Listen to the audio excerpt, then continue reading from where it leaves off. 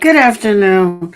This is Professor Aminah Al-Deen for the wonderful program Critical Talk, which is a production of Sound Vision and Muslim Network TV.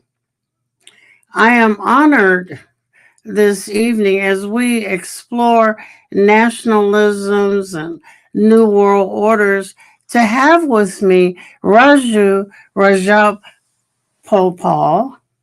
who is a co founder of Hindus for Human Rights.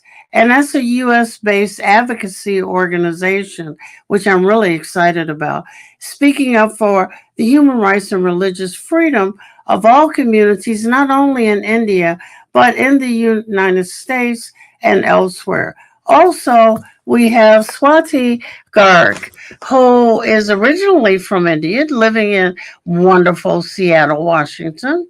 And she's a software engineer. She looks a little too young to be a software engineer, but that's okay. Um, and I want to explore some things. Let me make some disclaimers and give you some rules of the road. First of all, if by accident I touch upon the current elections, and I know that there are elections in India. How you can get people to vote in India, I have no clue given the numbers of people that vote here in the United States. But if by accident we touch upon it, the comments are purely those of me, perhaps you, but not of this program because of the rules that govern us. Number two, I want it to be an exciting back and forth. Some in our audience know an awful lot about India, others know nothing except for what they read in the paper. But also, one of the things that is ongoing across the globe is religious strife. And I spoke with someone not too long ago from the group Hindus for Human Rights. Very exciting young man. Is a professor, and I forget where. But there are these pockets of people who seem to have sense enough to know that we can't just keep going like we are. And I want to hear your thoughts on first, before we get to India, how did we get here? Hindus have been around for a minute. Muslims have been around. It's not like these are faith communities that came on the scene a decade ago. Why do we persist in our antagonisms?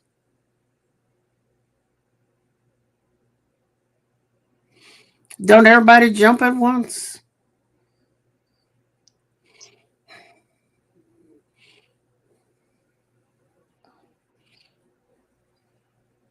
I'm Swati, sorry, you I want to can't. go ahead? Swati, you want to go ahead first? Uh, sure. So, what you asked is a very deep question that I think that's something that we all have been wondering and fighting about. And what I believe I can just share is what my personal opinion is that I believe that religion for us and for me personally has been a way to see right from wrong. Like in school, you learn the basics, but when it comes down to the moral and ethics, it's right from wrong. But more than that, it's about the cultural practices, the festivals, and for the most part, it's something in the personal domain. And of late, more of our very personal choices have been coming out in public, and they have just become one more way to remind people that we differ from one another. And the fact that we all are different is what has been the easiest way to just divide and rule people. And at least in the history of India, that's how things have been. But let me ask you this though. As a kid growing up, and it's not that I know an awful lot about Hinduism, but I don't remember Hinduism being a proselytizing religion where they want everybody to be a Hindu. Is it? It is not. It is not about even speaking, and even in its current regime, it is not so much about promoting Hinduism than it is about kind of maintaining a hegemony for that matter. Say more. So it is kind of very interesting is that just as an example, a lot of Hindus do eat meat, and actually, eating meat is not truly prohibited in any shape or form. There are some people who kind of believe, okay, we prefer not to eat meat, but a majority of Hindus that you'll find in India actually statistically do eat meat. But this government, in terms of promoting the religious extremism, has basically gone ahead and put more prohibitions on eating non veg. But the intent is to actually attack a certain community. Like more recently in the state of Uttar Pradesh, they basically said you cannot sell halal meat. And that is the thing, as somebody who eats non vegetarian, it doesn't really matter to me the kind of meat I eat, but the halal meat has very specific need of a certain community in the country, which is Muslims. So it kind of gets about is that harassment. And I think it's kind of that whole thing that when you get into the religion, into the pride thing that defines our identity. And my identity is basically that I am better than you. That is where the competition happens or the issue starts to come. Oh, Raju? Yeah, if I may jump in, a couple of things. One, to respond to your immediate question, yes, Hinduism is not popularly believed to be a proselytizing religion. Mm-hmm. That, in fact, in of itself, has become a major rallying point of the Hindu government in India, that because Islam and Christianity were proselytizing, they came to India, and I put it in quotes, because not all Muslims and Christians came to India, they were born in India, that they came here to convert us, and we were just lying back and doing nothing. We did not show our manhood. So it's now time to show our manhood by pushing back 1,000 years later on Christians and Muslims, and we have the sanction to kill them as they did to us 2,000 years ago or 1,000 years ago. So the idea of taking uh, revenge, idea of vengeance against history, both for colonialism as well as the fact that Hindus have not been very assertive, in of itself, I look at Hinduism as a tolerant religion as a strength, not a weakness. But for the rulers today, that was the weakness, which is why we are where we are. They even have come up with the idea there was a Hindu Holocaust. And now my parents and grandparents and great parents must have been pretty dumb not to tell us that millions of Hindus were killed in a Holocaust. Nobody told us that.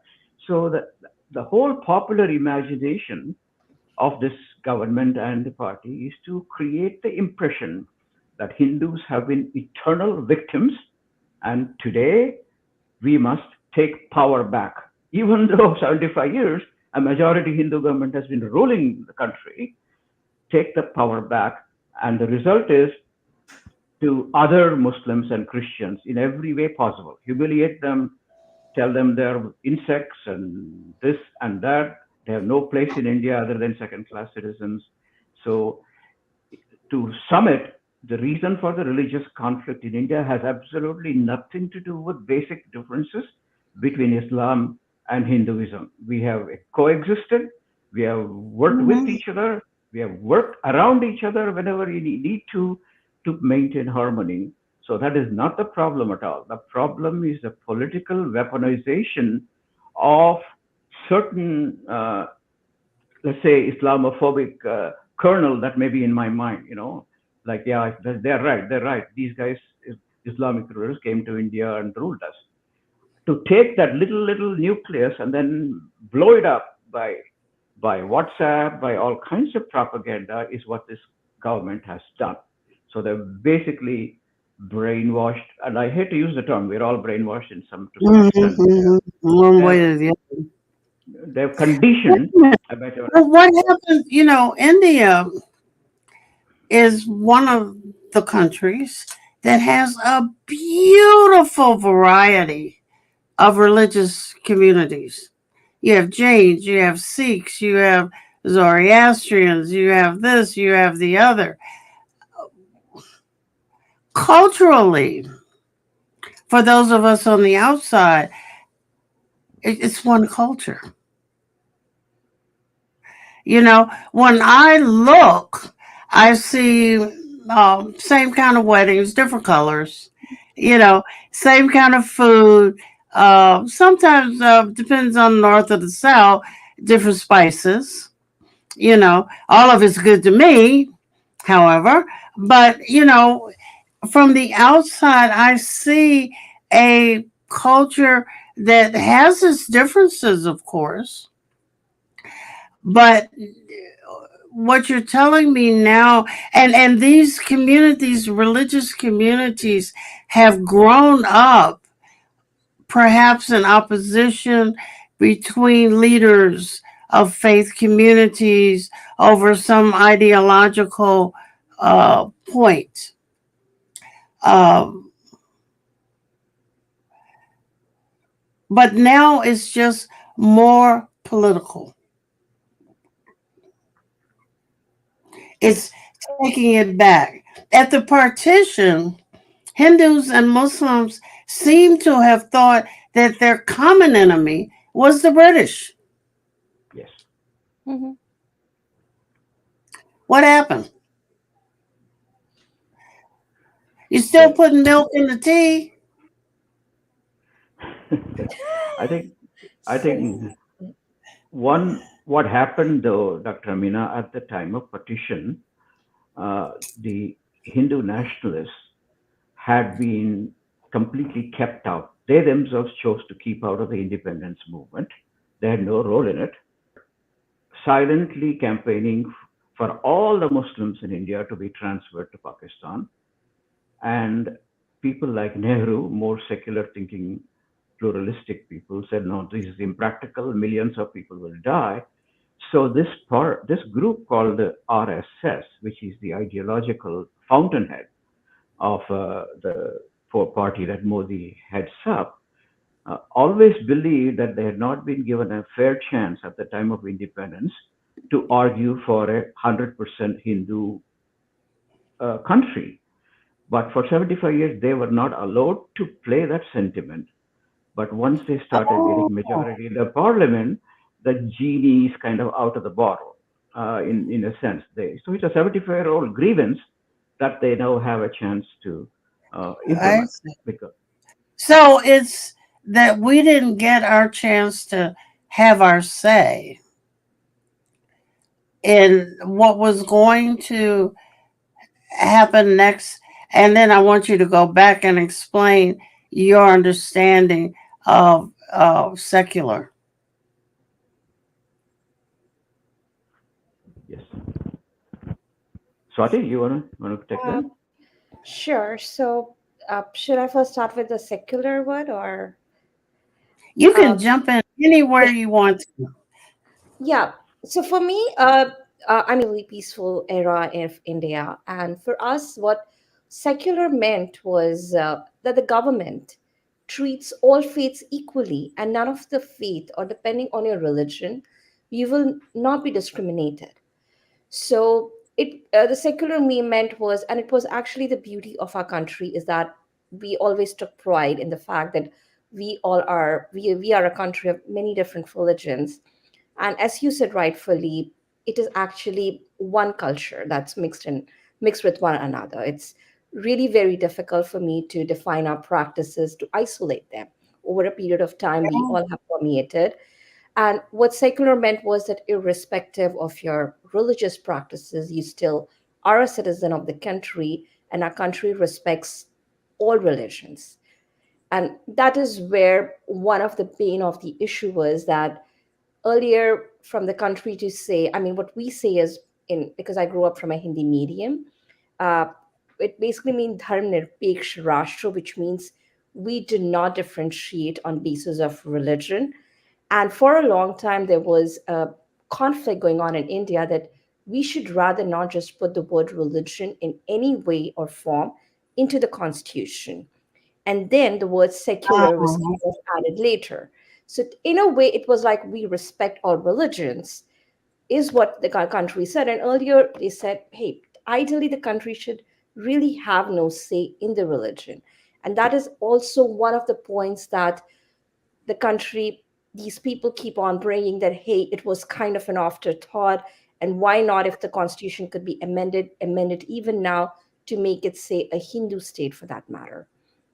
mm, Yeah. Dr. interesting. Amina, that Dr. Amina, that very concept of pluralism and secularism is what binds us to our homeland, which we deeply love. Even after 2 or 3 decades being in this country, it is that secular ethos that many of us grew up in. Listen Mm, one day to Hindu music, listen another day to Sufi music, listen another day to Hollywood music. So that is why we are so pained that things seem to be going backwards uh, with the current dispensation. But at the end of the day, we have we are participating in this process of dialogue only because we have ultimate trust in the people of India that sooner or later they will take the country back to the idea of a pluralism. We feel that what's going on, we may be optimistic, but still we feel that it's temporary. Maybe the current government will win another round, but I'm very sure the weakness of the current idea that Hindus are superior to everybody else and 200 million people, Muslims and Christians, will agree to live as second-class citizens in India is simply impractical at the end of the day. Sooner or later, that will dawn on the people, and particularly today, I was just noticing in the electorate today in India, less than 50%, no, actually almost 50% of the voters are below 25 years of age. They have no concept of what we are talking about, history and the way we grew up. It'll take time for them. also, They're just, yeah, go ahead. India has a very high illiteracy rate. So, do they actually have the wherewithal, just like in the United States?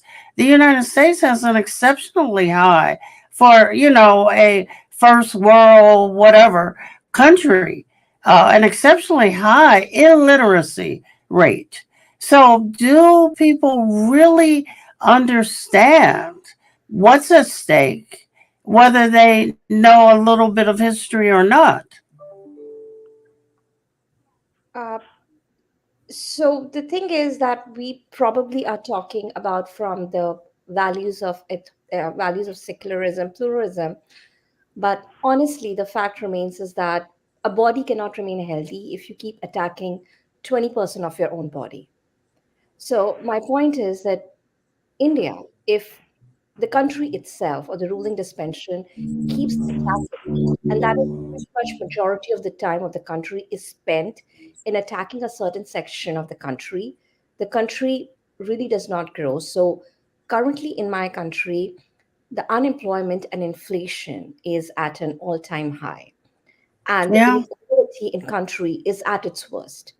So illiteracy, unfortunately, is also very correlated with poverty, and the economic distress is real. So for a lot of Mm. people, they might, I mean, and basically, I'm not sure how much you're aware of the whole Hindutva government idea was on the demolition of a mosque and basically creating a huge temple right now at its place, which is the pride of the Hindutva movement that goes on.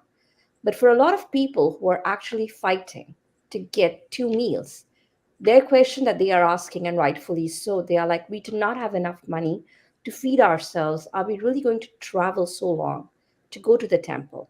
So a lot of time people are actually voting for their own basic needs. And if there is a country that is in conflict with itself, it is a very natural process that there will be issues. And that is why the unemployment and inflation, they are also one of the major factors that is also driving this election. And Well, those are the I was reading, the climate stuff in Mhm. India, much like it is all around the world, has been disastrous. Yes. Between the floods and the droughts and the crops not being able to be harvested or even planted, and some issues, which again drives some rates. And then all of us are still suffering the aftermath of COVID. So I'm wondering, when we look at the confluence of all Mhm. of these forces on us trying to strive for some clarity, some, I don't know, a new norm, or something, how, uh, on one hand, and then on the other hand, you have folk taking advantage of the disparities, the anxieties, and all of those things at the same time. How do we think about getting to norm? I read about the Hindu right; they sound very much like the American right, Mhm. or the German right, or the PQR right, the UK right, and I'm saying, oh my God, that's a very large closet, Yes. uh, that all these people are hiding it. And do they have a plan? Not really.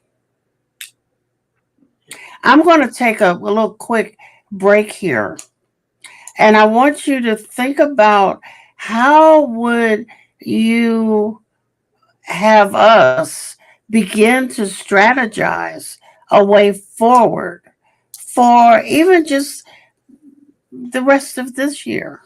Everybody's having elections. Think about it. This is Professor Aminah Al-Deen for Critical Talk, which is a production of Sound Vision and Muslim Network TV. I have an honor of talking with Raju, I'm getting ready to mess it up, Paul, and Swati, Garg, and we will be back talking about India primarily.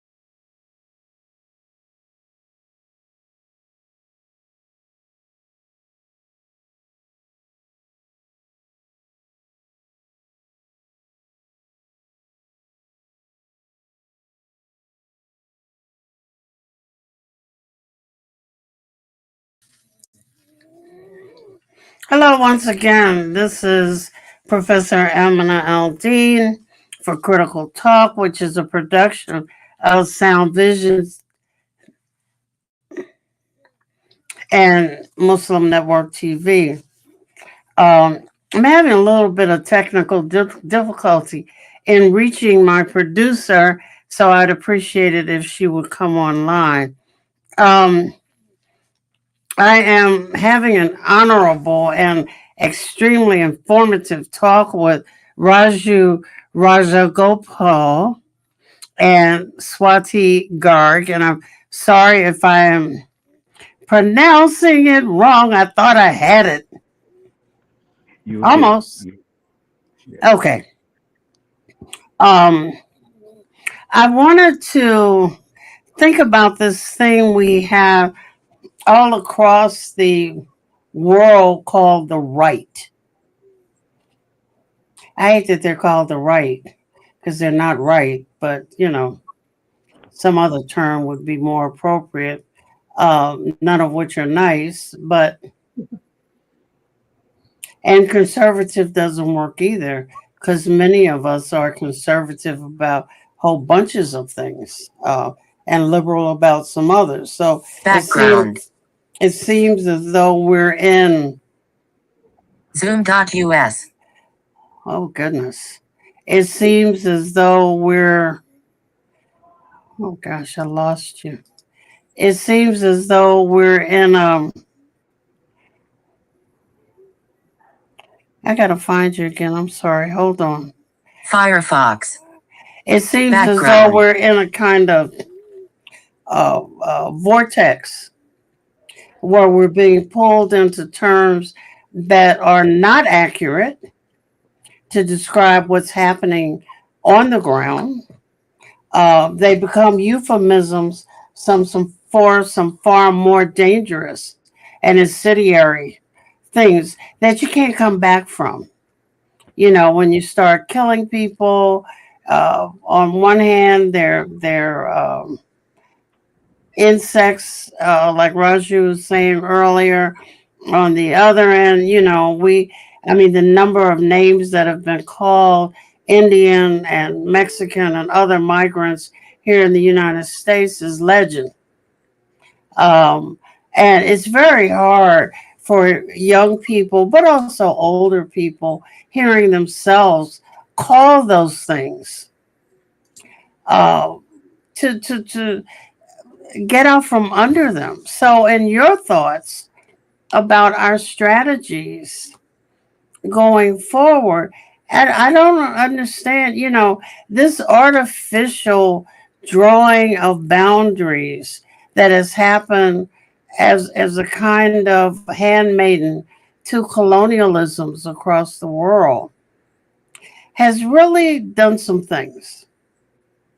We're living it through. We don't seem to know how to get out from under it. That's number one. And as a result of that, now we have, I want to take something back. You may have had it at one time, or not. Um, that might be a fabrication of your historical imagination or whatever. But how do we begin to strategize a way out? If may Oh, I you most respond? certainly may. Yeah, but I want to do something a little bit different, but it'll ultimately answer your question. Picking up from what you talked about in terms of India's Critical literacy talk. today. New microphone. Can you hear me? Can you hear me? Yeah. Picking up on literacy and Swati's brilliant response on how people in India and anywhere else think in terms of bread and butter issues. Uh, Indian electorate, even if they haven't gone beyond the second standard, are very well educated on the process of election, on the process of how different political parties compete with each other. And they have become very smart to play it both ways. If two parties are handing out money to vote for them, they will graciously accept both and say, we'll vote for you. And when the day comes, they'll make up their own mind as to who to vote for. So this has been frustrating for some political parties. So that's number one. It's a very literate also of WhatsApp. WhatsApp has become the literacy tool for the India's masses with one of the largest WhatsApp users. Microphone. Background.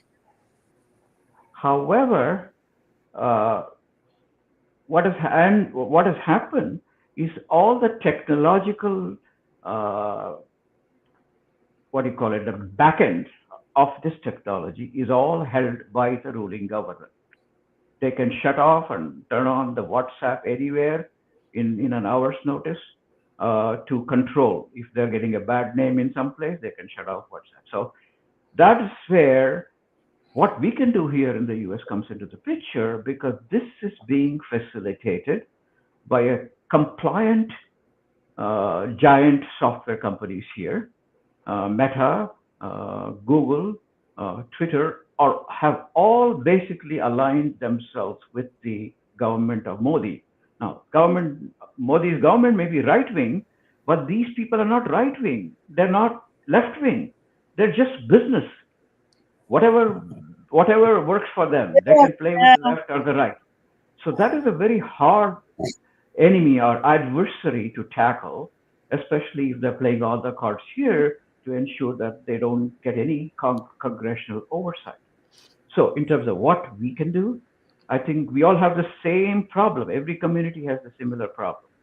Is see what we can do together as multi-faith communities, multi-racial communities, to bring the runaway social media giants into some level of compliance so that they're not causing huge damage to humanity. That's what I believe they're causing right now.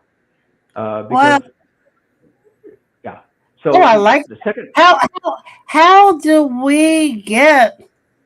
I don't want to choke them to death, but how do I get my hands near their throats? many people are working on it, but remember they have armies of lawyers who were willing to shut you down at a moment's notice. Uh, that's where my particular appeal also would be, because the African American community in this country can understand the situation in India much better, because they grew up with the idea that India was a role model. The Gandhi's, nonviolent movement was a role model for Dr. Martin Luther King. Maybe that is a commonality that we play to the in communicating with the African American community. Hey, the India that your parents may have grown up admiring is now in deep trouble. We need your help here on the state side if you're in the Congress. Okay, let's meet up with the congressional caucus and say, look, we need your help. This is what is happening. So what we here are doing in educating your audience, I hope somebody would give us an audience in the African American caucus in the Congress to say, do you know all these things are happening? You have the power to do something. So I'll stop there. Sorry. No, but don't stop, because I think that a contact has been lost, because the African American community has been subject to, oh, they're taking over your jobs. They've left you behind. The only, I think there's what, two movies on Gandhi, maybe two. Yeah. And then the next thing we saw, I remember the first time I saw a Bollywood movie, freaked me out. I'm saying, what the hell is this?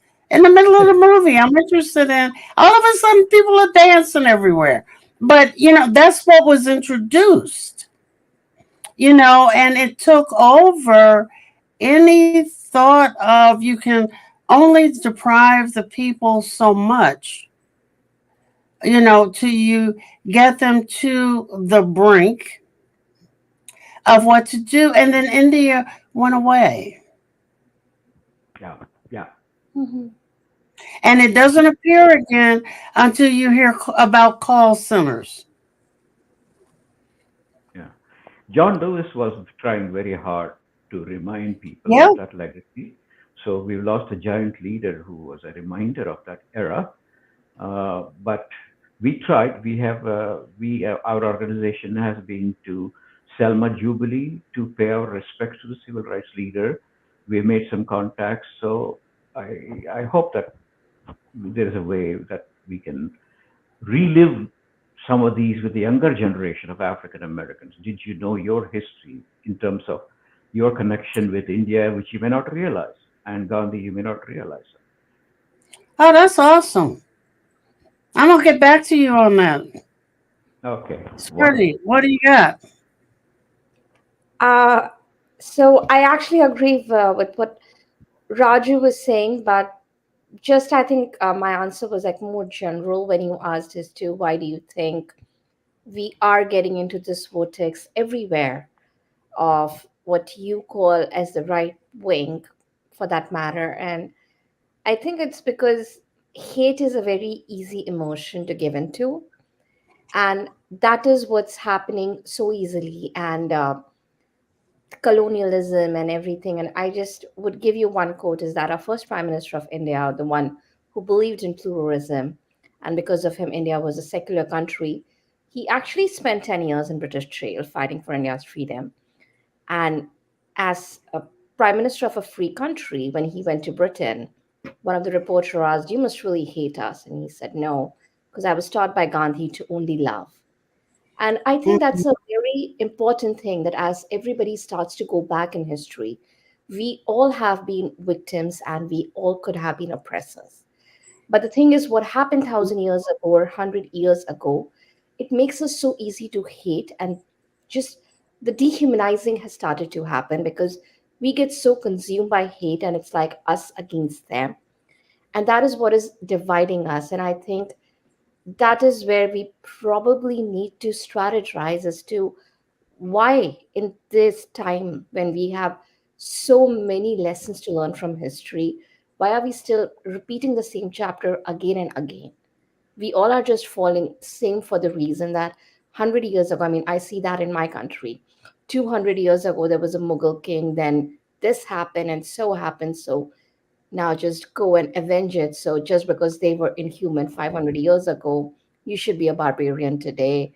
And I just stopped seeing them as humans. And that's what's happening Inclu- in the country. including canceling Mughal cooking. There's Yes, a that's the sad movement to boycott Mughal cooking as though it's not part of has not been part of our blood for so long. You So know, that's I saw how. an article on that. That is but it's the same thing here. You know, everywhere you turn, the script of the so-called right is the same, but they have no solutions. They don't. They have no plan for what it's going to look like on the other end. Yeah, yeah. After people get through slaughtering each other, then what? I think the latest that, excuse me, that I read was talking about declaring the Muslims non-citizens and deporting them to Pakistan. And my immediate response was, "You got to be kidding me!" But that'll be interesting. But Yeah, you know, huh? Go ahead, my only Swati. thing was that the issue with monotheism is that it never stops at one thing. So Yeah. just because it's Muslim today doesn't mean that even if this government gets it, it's kind of like what we say, they are just they are full of bloodlust. They'll always need more and more victims to keep harassing because it's an idea of supremacy. So they just need more people that they can kind of cover upon, and you need more enemies.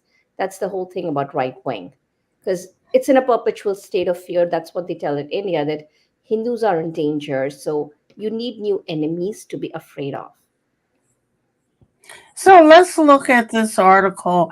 I don't know, Miriam, can you blow that up on the screen a little bit? Is that a possibility? Okay, when you see this kind of opening gambit, how do we analyze that?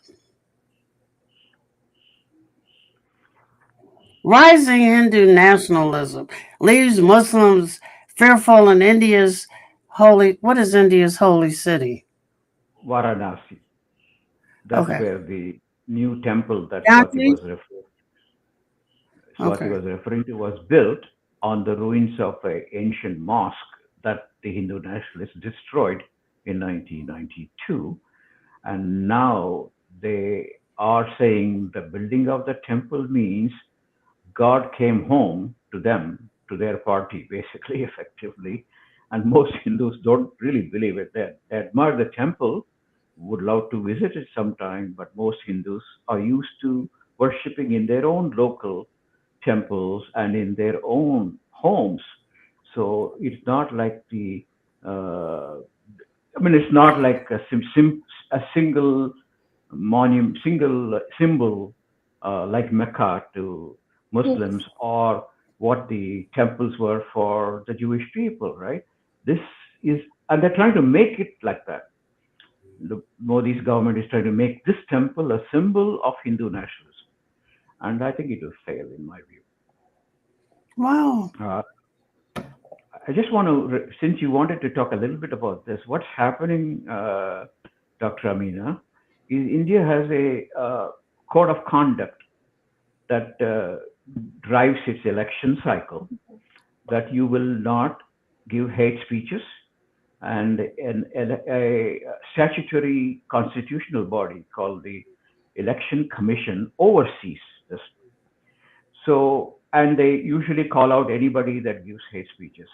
Now, what this government did 2 or 3 months ago is to completely reconstitute that 3-member committee to put 2 of their own members so that they will not object to anything they do. And it's coming home. It's coming home to roost because of the last few days, the prime minister of the country has been making direct threats to the Muslim community, direct hate speeches, and the election commission has done absolutely nothing. But on the other side, an opposition leader was hauled into jail based on some trumped up charges, I assume. And so it's a completely uneven equation. They control all the levers of power, including the ability to make hate speeches, while the opposition parties are, intimidated in every way possible, including filing false charges and so forth. So that's what this creates, this huge sense of insecurity among the Muslims, that if Modi comes back to power for a third term, they may end up getting rid of all the facades of democracy. Until now, they've had to maintain the facade for the benefit of the West, for the benefit of Joe Biden, who can say Modi is the greatest Democrat in the world and hugs him and invites him to the democracy summit while he's destroying, like Trump was trying to do in India. So, but once they're empowered with a third term, people believe they will have less restraints in terms of any outside opinion, and they will. How long are terms? How long are terms? 5 years. So they've 5 had 10 years. years in power. Yeah. And also, just to add to what Raju just said, India is actually now not considered a full democracy, but only an electoral autocracy since 2018.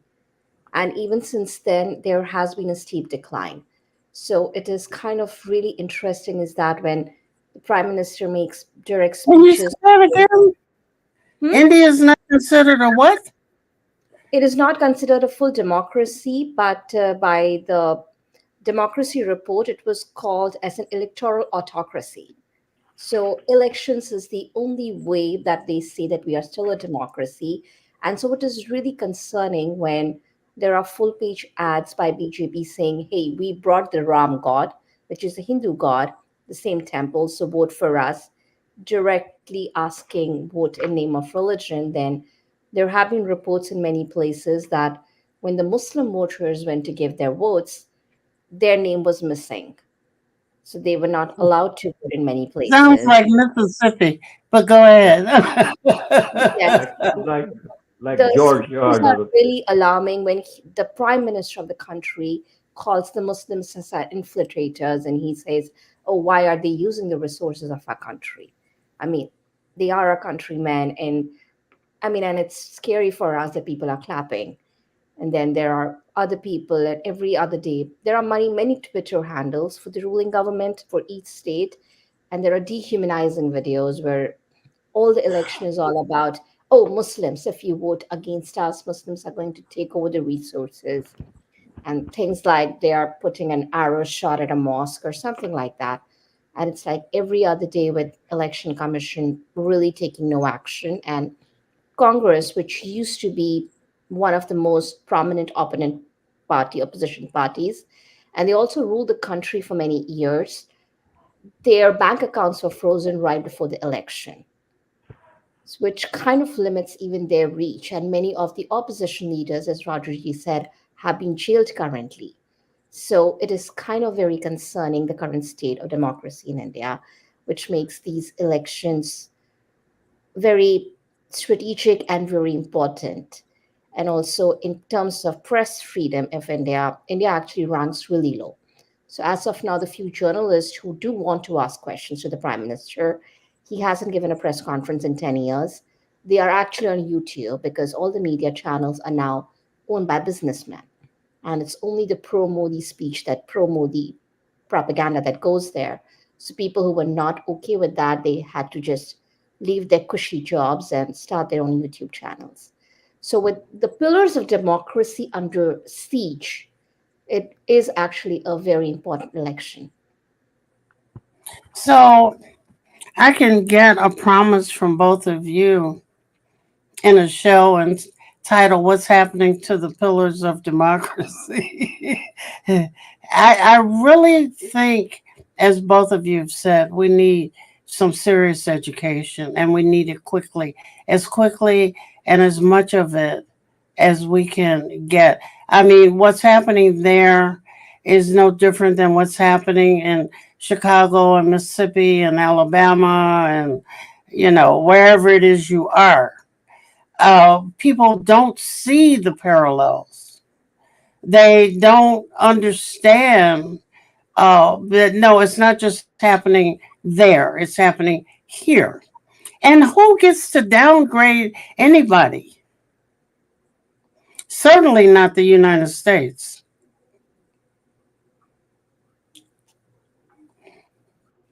Yes. I mean, I got an election ballot 4 months ago. And I'm saying, how you going to give me an election ballot 4 months in advance and I don't even know who's running yet? I mean, just interesting kinds of uh, tactics. But I think that one of the things that is going on is we're not talking to each other and with each other. You don't know the lengths myself and my producer had to go to find you. I'm serious. I mean, we're not talking to each other. There's not, we're in our own little bubbles fighting the good fight, but we're not joining hands to make the fight stronger and better.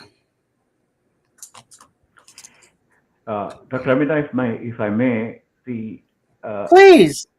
Gaza protests that are going on all across the country is the first time that I've seen in my life in this country where such diverse groups of people, we have Jews, we have Hindus, we have Muslims, Arabs, all coming together for the single purpose of saving lives in Gaza. And it's an amazing sight to see. But And, but unfortunately, do you that see President Biden doesn't get it. Doesn't? Yeah, sorry. do Sorry. you see the opposition? They're throwing kids out of school. They're cutting off their financial aid. They're doing everything humanly possible. But yes, absolutely. And I And think that here, is the thing that gives you some hope. yes, that's really what I was leading up to. We cannot afford to lose hope in terms of democracy, our future generations. So anything we can, HFHR can do with the younger generations of African American community, or even the older generation, to educate them on the parallels, as you put it. Everybody. We'll be very happy to participate I'm going to if there's hold any. you to your word. Swati, I'm going to find you in between the dots of that software. I think that you've given me a challenge that I love, which is many. I just left a high school award ceremony, and they don't know.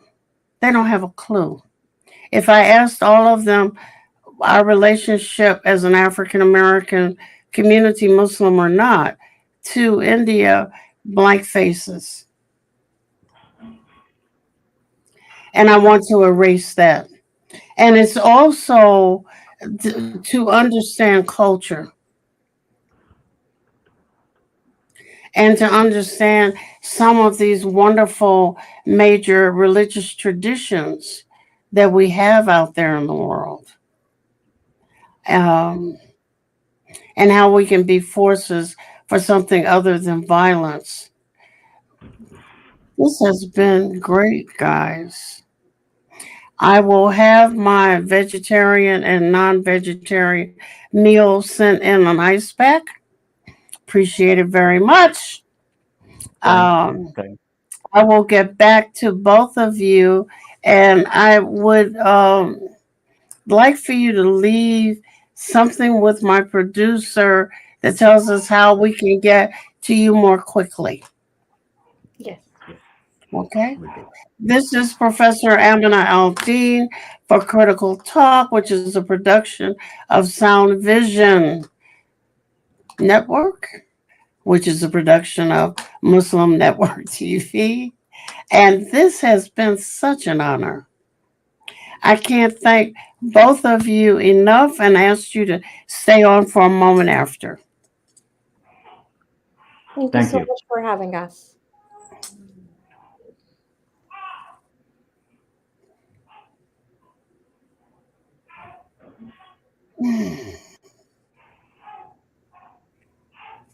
Yeah.